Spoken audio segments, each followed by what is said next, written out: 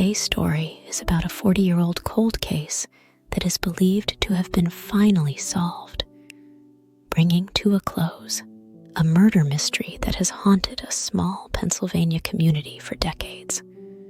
With that being said, the offender in this story has been formally charged, but has not been found guilty and sentenced yet. On the morning of August 15th, 1975, 8-year-old Gretchen Harrington had set out on foot from her home in Marple Township, Pennsylvania, for what was to be the last day of summer Bible camp. Though she would have normally been accompanied by her 2 sisters, that day they had decided that they would rather stay home and wait for their mother to arrive. The family had recently grown by 1, and their mother would soon be bringing their new baby sister home. Gretchen, however, decided not to wait for her mom and new baby sister. Instead, she had chosen to finish out her summer Bible camp for the year. Besides, she thought to herself, she would be home later in the day to meet her new sister anyway, so she didn't really see any reason to skip the last day of Bible camp. Gretchen's dad, Harold, knew that his daughter Gretchen was a responsible 8-year-old little girl, and he was completely confident in her abilities to venture out on this short walk alone without any deviation from the route that led to the church. Gretchen had walked his route hundreds of times with her sisters, but just to be on the safe side. And for Harold's peace of mind, he watched Gretchen walk down the sidewalk towards the church, and he did not go back inside the house until she was completely out of sight, and he couldn't see her anymore. When Gretchen arrived at the Trinity Chapel Christian Reformed Church, she knew she wouldn't be there all day. The plan for that day was to spend the morning participating in the games and activities there, and then in the late morning, at around 10:30 or 10:45-ish, it would be time to change locations and move over to the Broomall Reformed Presbyterian Church, where her dad Harold served as the pastor.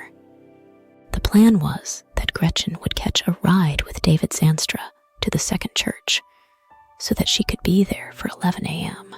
Both Gretchen and Gretchen's dad trusted David Zanstra because he was the pastor at the Trinity Chapel Church, and both Gretchen and Harold had known David for years.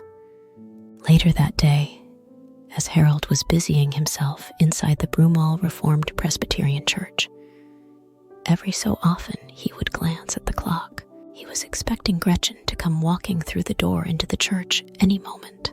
But when 11:00 a.m. rolled around with no sign of Gretchen, Harold started to wonder where she was. He knew that Gretchen was not walking from one church to the next church, so he thought that Pastor Zanstra might have been delayed for some reason.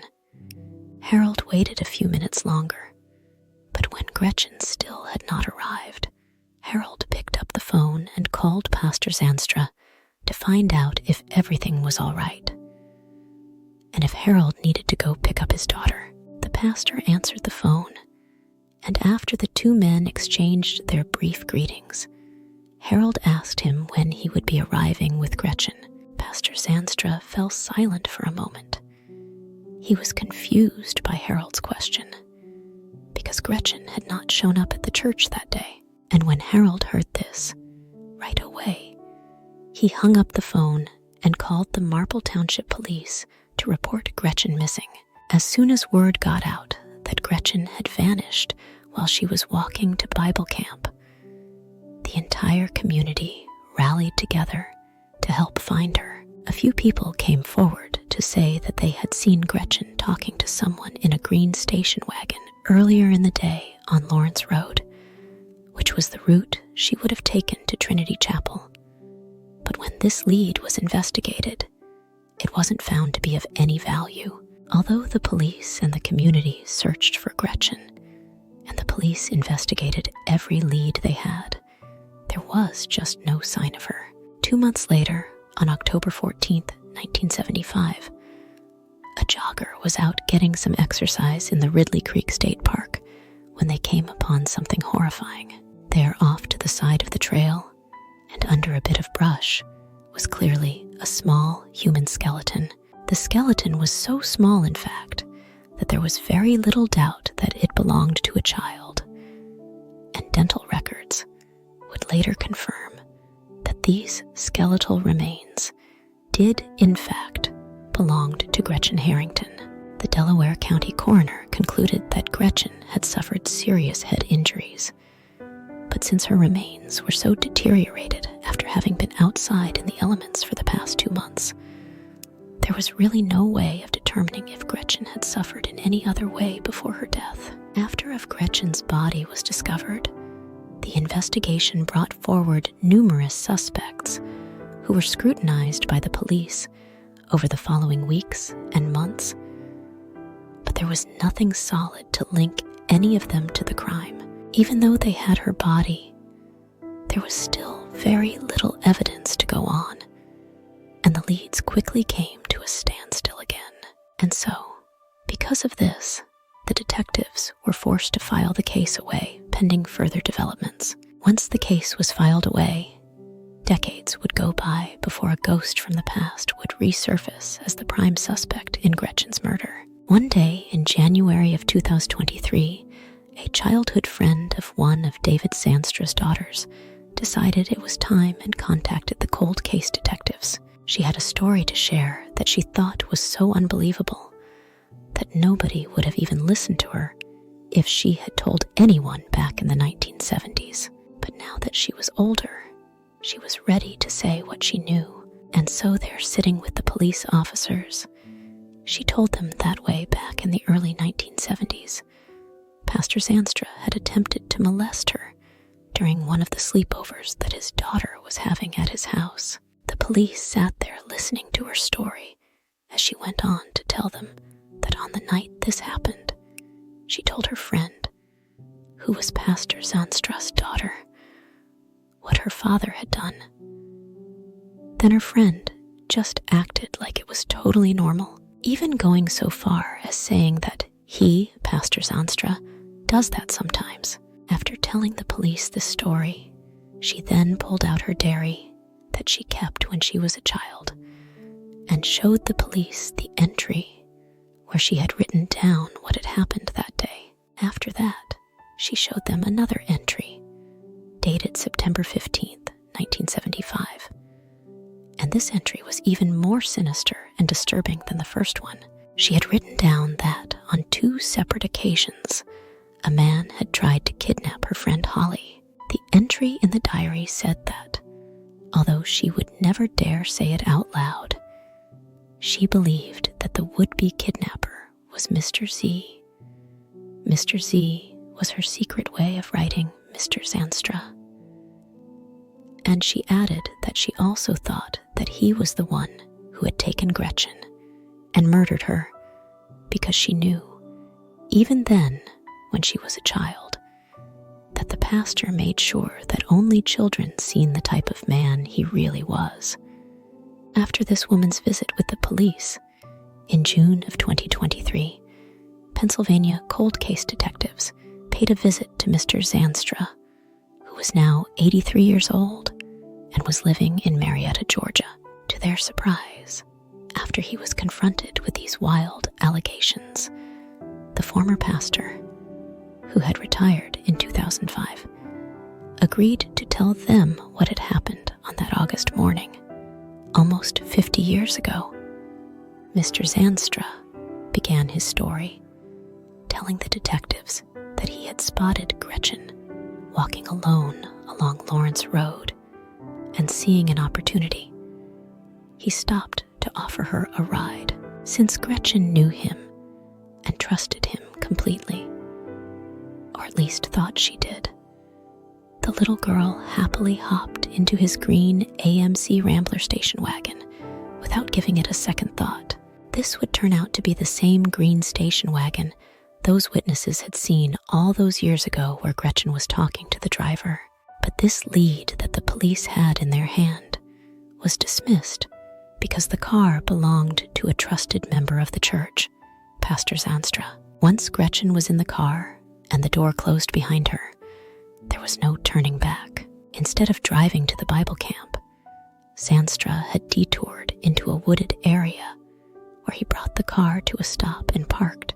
Then they got out of the car and walked into the bushes a little ways. And when they came to a location in the woods that Zandstra thought was secluded enough, he turned to Gretchen and ordered her to remove her clothes. He explained to the police officers that his sudden perverted demands scared Gretchen, causing her to start crying. And when she refused to do what he wanted, he grabbed the 50-pound child and proceeded to repeatedly punch her in the face until he knocked her unconscious and she was bleeding from her head. At that point, Zandstra said he believed that Gretchen was dead, so he buried her body under a pile of sticks and leaves and headed off to Trinity Chapel, where he transformed back into a beloved and trusted pastor, acting as though everything was completely normal.